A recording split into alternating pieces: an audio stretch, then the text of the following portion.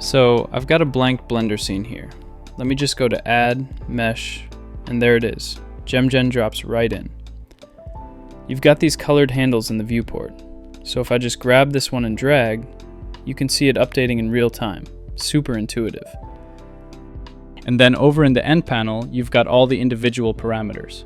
So this is the round cut, and you can adjust the radius, table height, table scale, crown facet balance, girdle height, how many subdivisions on the sides, pavilion depth, pavilion facet balance, and the culet at the bottom. Everything just updates as you drag. Oh, and there's an N-gon option down here.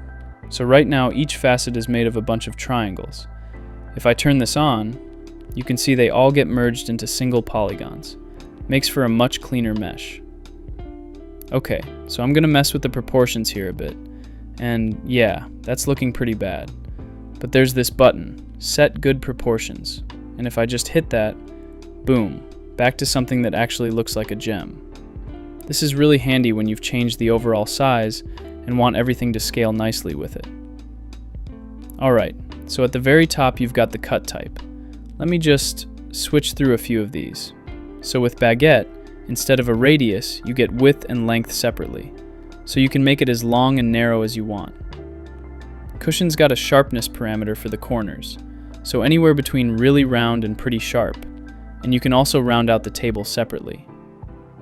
Heart cut has these Gizmo handles right in the viewport, kind of like Bezier handles, so you can push and pull the silhouette into whatever shape you want. For oval, there are 4 different pavilion cut patterns, so 4, 6, 8A, 8B. Just pick whichever look you're going for. And Marquise has 2 pavilion arrangements, just this toggle here to flip between them. Yeah, so that's pretty much it. You've got 10 cut types, everything's adjustable in real time, and it's all non-destructive, so you can just keep tweaking until it looks exactly how you want. Anyway, hope that was helpful. Check it out on Superhive if you're interested.